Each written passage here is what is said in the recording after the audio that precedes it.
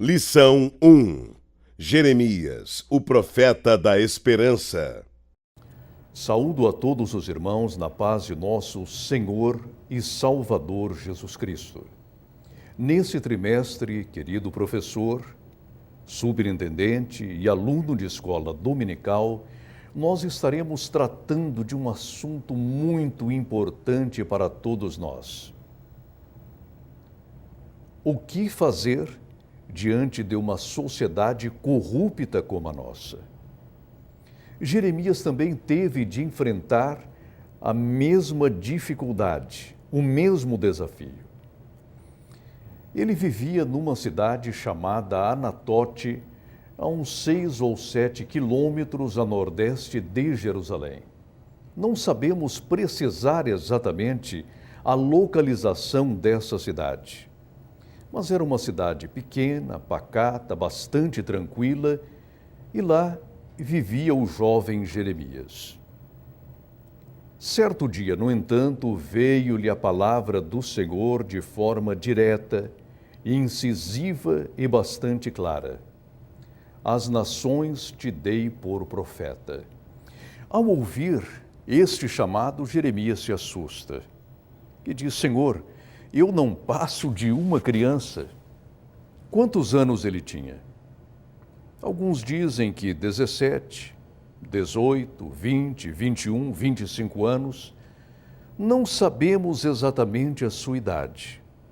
Sabemos apenas que era um jovem que se julgava ainda criança diante da missão que teria de executar.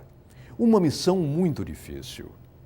Ora, como você, jovem, se posicionaria se fosse chamado para falar ao rei, aos sacerdotes, aos nobres de Judá, a um povo que se havia corrompido com os deuses pagãos, um povo idólatra, completamente corrompido e bastante violento?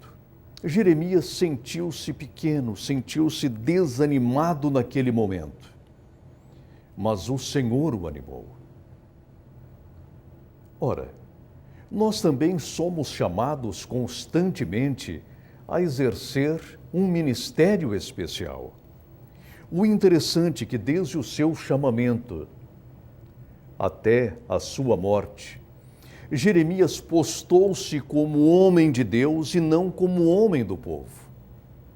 Ao proferir as palavras do Senhor, ao profetizar a Israel, não estava Jeremias preocupado com os índices de audiência. A sua principal preocupação era falar a palavra de Deus a Israel. Era um jovem bastante corajoso.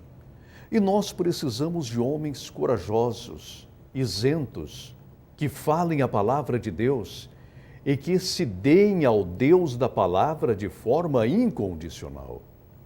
De outra forma, como poderemos nós falar a palavra de Deus a esta geração?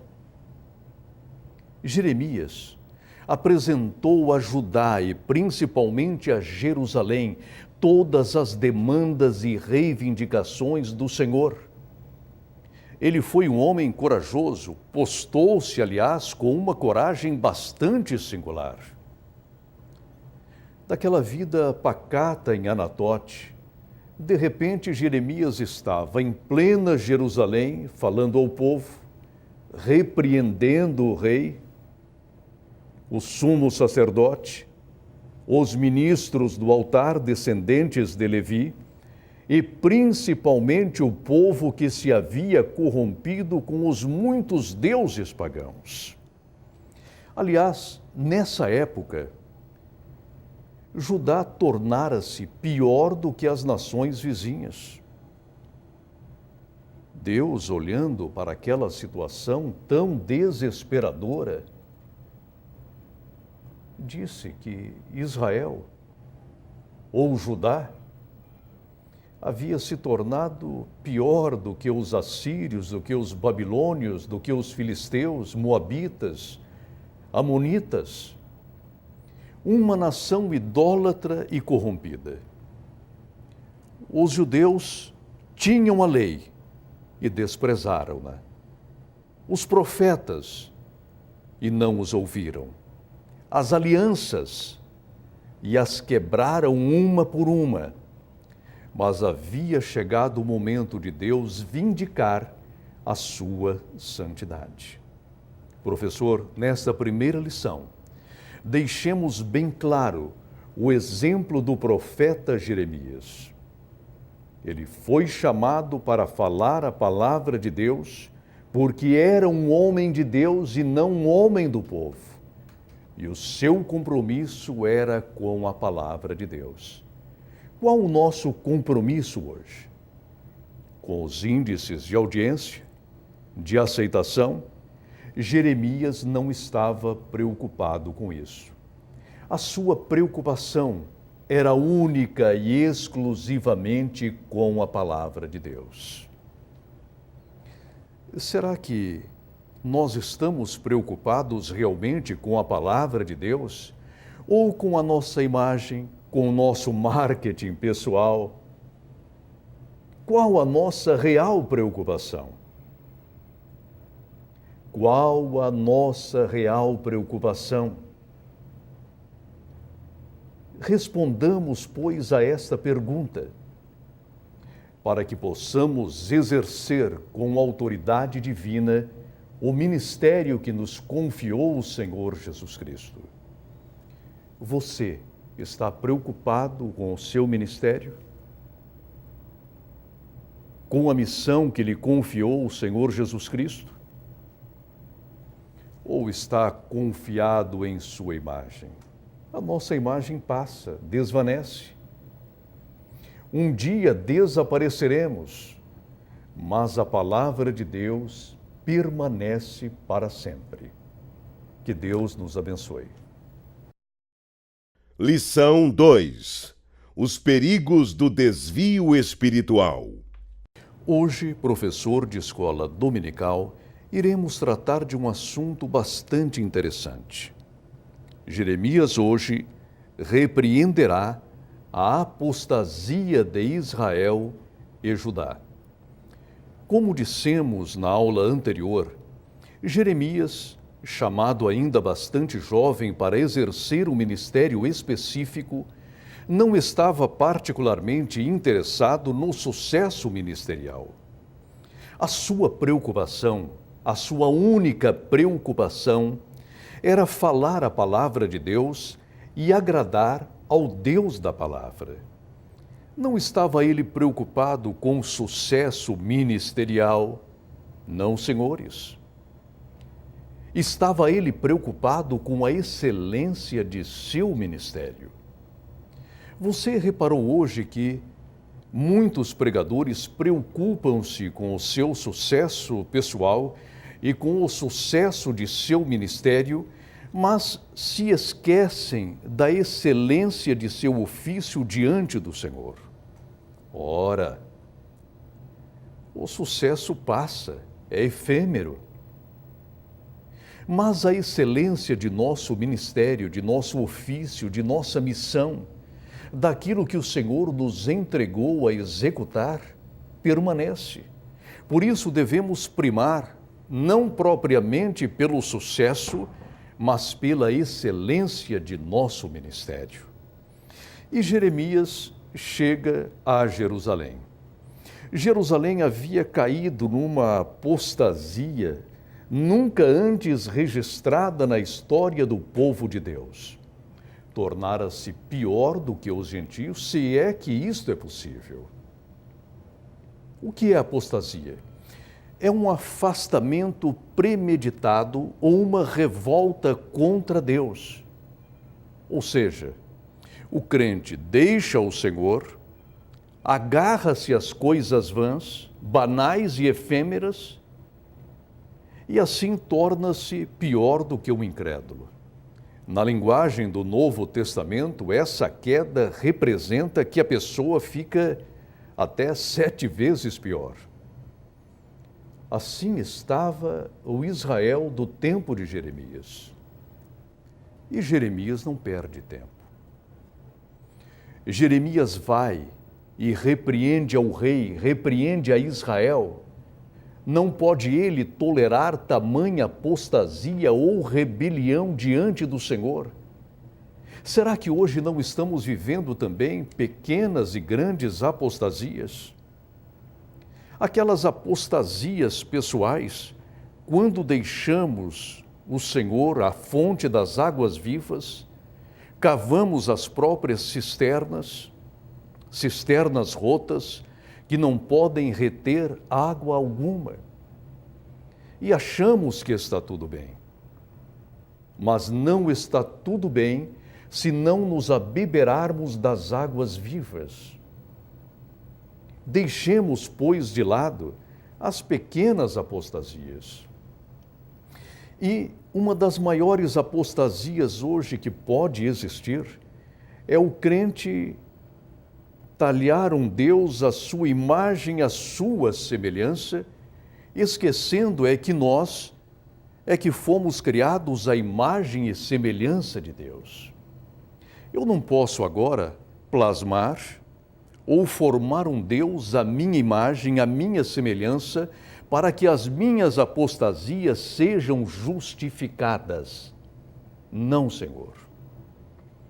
Eu devo agradar a Deus, seguir as suas leis, os seus mandamentos, comprometer-me com a sua palavra.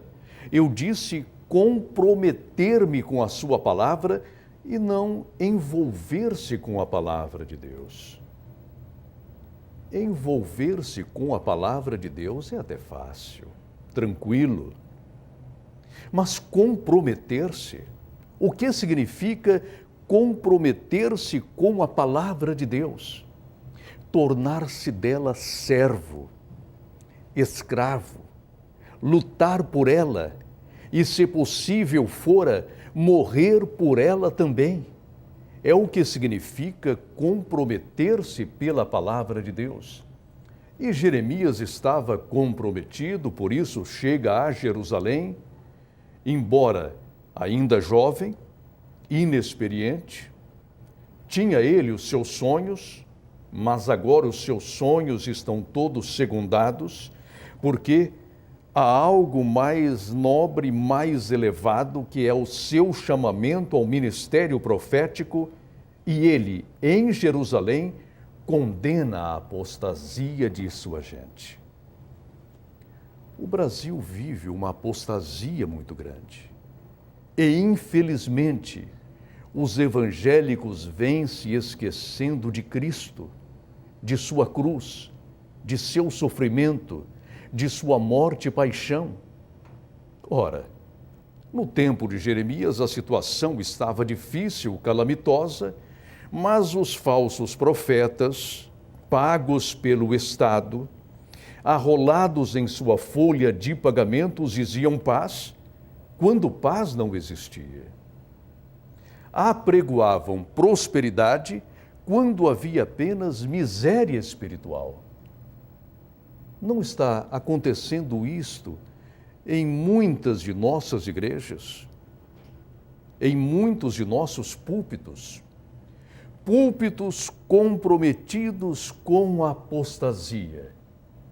É chegado o momento de você, homem de Deus, de você, professor de escola dominical, comprometer-se ainda mais com a palavra de Deus.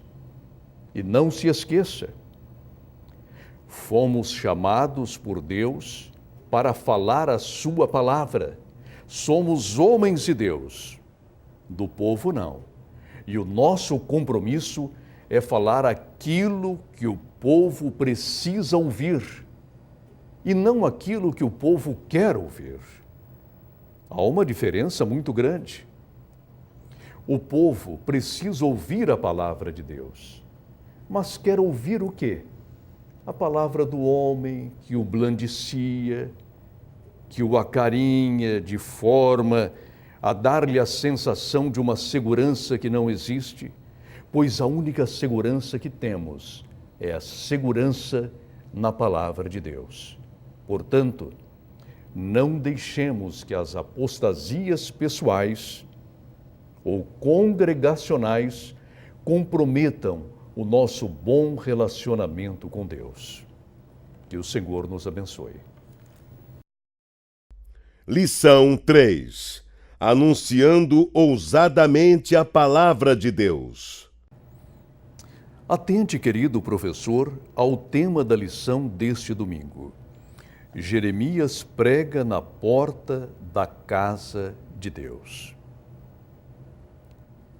Não era ao profeta politicamente correto pregar em plena porta da casa do Santo Templo, um lugar movimentado. Ora, se Jeremias quisesse, poderia pregar no santuário e assim falar ao sumo sacerdote, aos ministros do altar e aos poucos privilegiados que tinham acesso àquele belíssimo Santo Templo. E se Jeremias quisesse, atente bem, poderia pregar em plena praça central da cidade de Jerusalém. Lá estava o povo que vinha desde Dan até Berseba, ouvir a palavra de Deus, saber das últimas novidades e conhecer o que se fazia em Jerusalém. Jeremias prega na porta da casa de Deus. Em primeiro lugar, professor, isso não parece politicamente correto. Pregar na porta da casa de Deus. Por quê? Se Jeremias quisesse, ele poderia, quem sabe, pregar no altar e assim falar diretamente ao sumo sacerdote, aos ministros do altar, porque ele também, Jeremias, era da família de Levi, era também um sacerdote. E se Jeremias ainda quisesse, poderia falar na praça central da cidade de Jerusalém, porque os judeus, desde Dan até Berseba, concorriam a esta praça para saber das últimas novidades. E Jeremias, quem sabe, providenciaria um púlpito, subiria nele e poderia falar a todo o povo presente naquela praça. Mas resolve ele ficar numa atitude não politicamente correta, exatamente na porta da casa do Senhor. Por quê?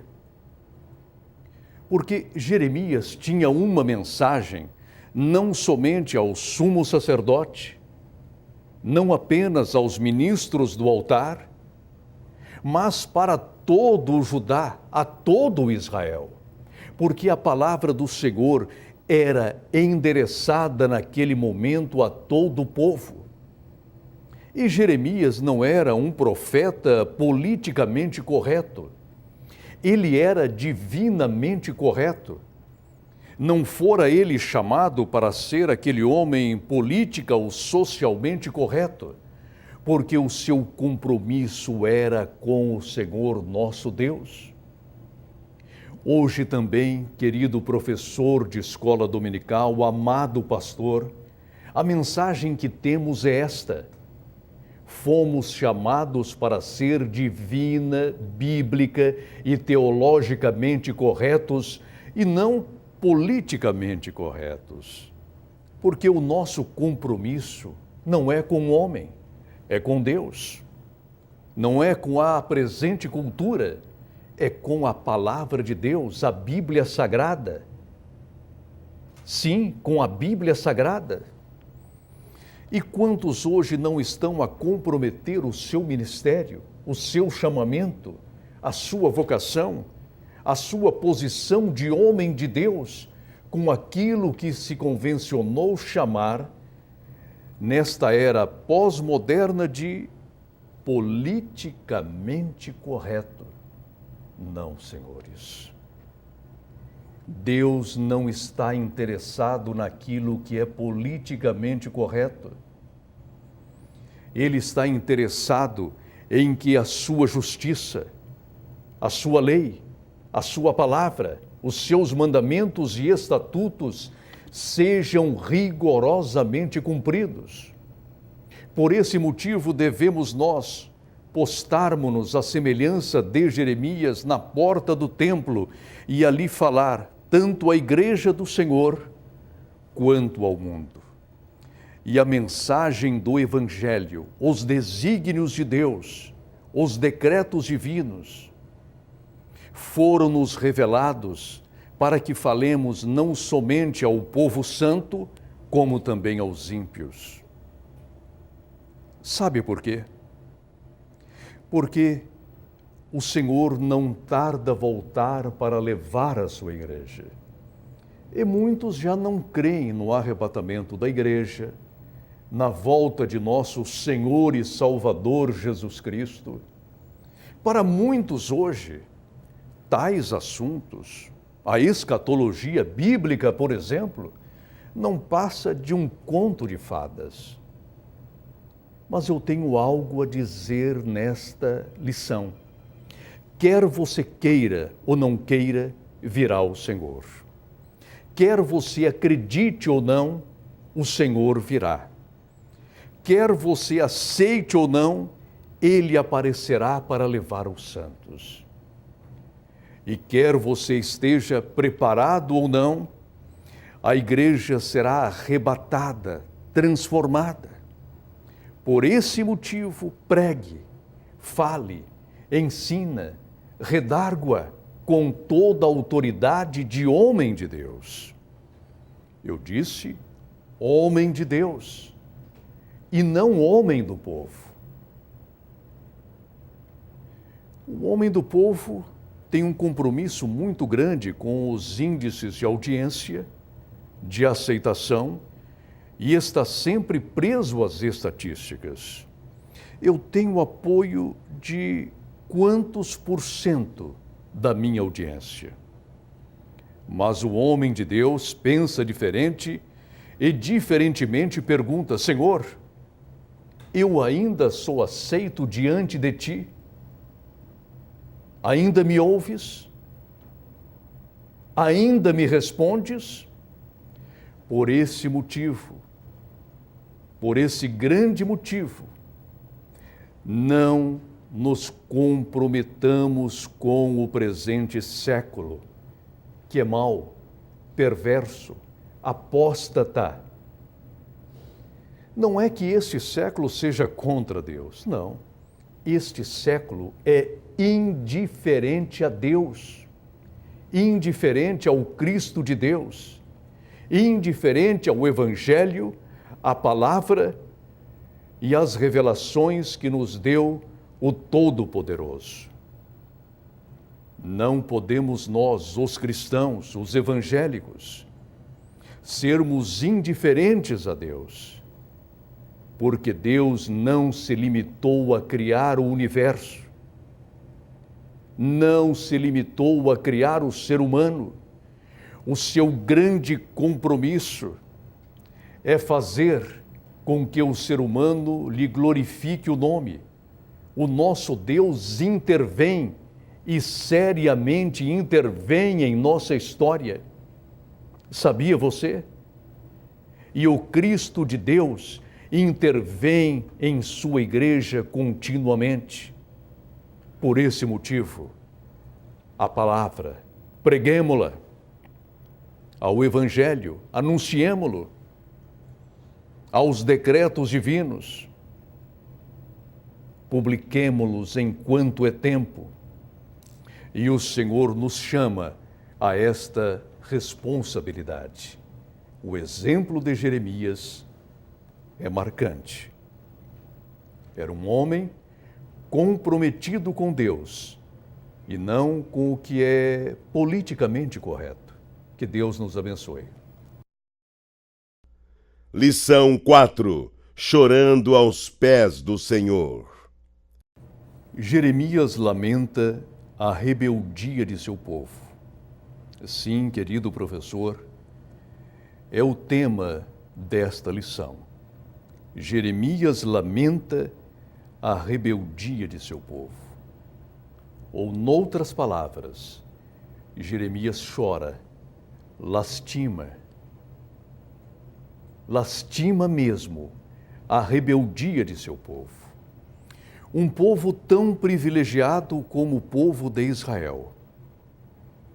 Era a nação favorita de Deus, sacerdotal, real, profética, tinha à sua disposição os termos das alianças, dos concertos e pactos que o Senhor fizera com os antigos.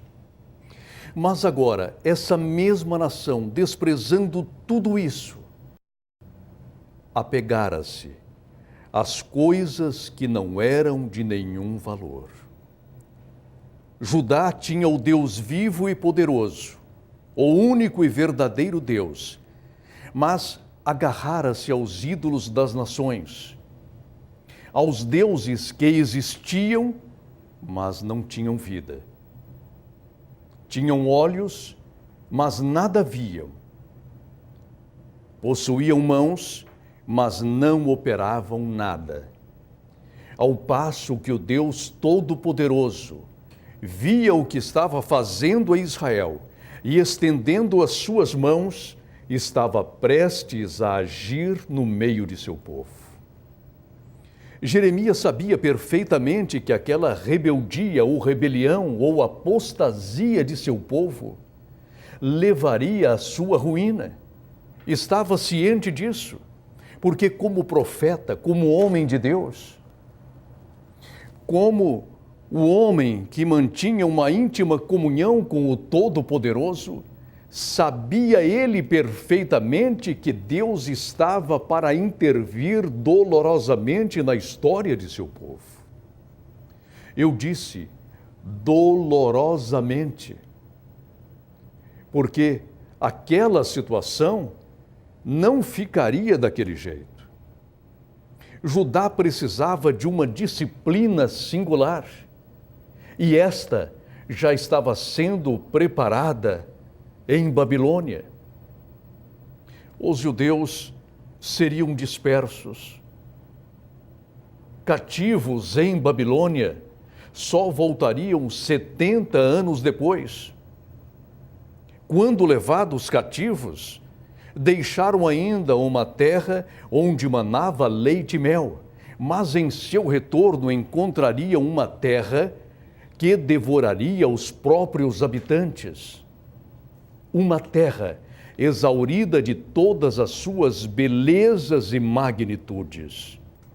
Uma terra que não manaria nem mais o leite, nem mais o mel, mas um fel. Um fel das rebeliões de Judá. Irmãos, a situação da igreja hoje é semelhante. Não estou dizendo que a igreja de Cristo haja caído, não, senhores. Porque há ainda 7.000 que não dobraram os seus joelhos diante do presente século. A igreja invisível é santa, mas nós precisamos levar a cristandade nominal a arrepender-se de suas apostasias e a chegar-se cada vez mais ao Senhor nosso Deus. Não podemos nos conformar com o presente século. O que isto significa? Conformar-se com o presente século significa tomar a forma, a cultura, o pensamento e a filosofia desta geração que jaz no maligno. Por isso, nós, homens de Deus, precisamos chorar e lamentar pela sorte do nosso povo, de nossa geração. O Senhor quer que, como homens de Deus, falemos-lhe a palavra de forma clara, contundente, objetiva e sem quaisquer compromissos com a cultura desta época chamada pós-moderna. Vejam bem, uma época chamada pós-moderna. Mas que modernidade é essa? É a velha mentira do Éden, a velha filosofia de Satanás. Tanto é que no Apocalipse, Satanás não é chamado de o agente pós-moderno. Não. Ele é chamado, sabe do quê? Ele é chamado de a antiga serpente, exatamente isso, a antiga serpente. Ora, é chegado o momento de lamentarmos a rebeldia de muitos cristãos que, exortados, não se emendam, aconselhados, não voltam atrás, repreendidos, revoltam-se, redarguidos, levantam-se contra o seu pastor, o seu conselheiro espiritual, o seu pai na fé. Precisamos lamentar a sorte dessas pessoas e por elas interceder, para que ainda haja esperança, porque caso contrário, morrerão e perecerão em seus pecados. Jeremias sabia perfeitamente que tudo isso iria acontecer com Judá. Em Jerusalém olhava o santo templo, mas sabia que aquela belíssima construção seria deitada por terra por causa dos pecados do povo do Senhor. Olhava os muros de Jerusalém, belíssimos, altaneiros, mas seriam derribados pelos babilônios. Os edifícios, os palácios, todos suntuosos, seriam derribados pelas hordas babilônicas. O inimigo estava para chegar e, chegando, destruiria Jerusalém sem qualquer contemplação. Jeremias, conhecido como o profeta das lágrimas, começa a chorar. Choremos, homens de Deus. Choremos, ministros do Senhor. Choremos, professores, ensinadores e educadores. Choremos. E que o Senhor mande um grande avivamento espiritual. Não raro, esquecemos-nos de nossa herança pentecostal, mas o Senhor quer ainda batizar no Espírito Santo, distribuir dons espirituais, curar os enfermos e operar sinais e maravilhas. Nós somos um movimento de poder, de graça, de misericórdia. Por isso, se chorarmos, não deixaremos de ser consolados. Certamente, enviar-nos-á o Senhor um grande avivamento. Virá a chuva serôdia, a chuva temporã. Aí sim, rios de água viva saltarão de nosso ventre para a eternidade. É hora de chorar.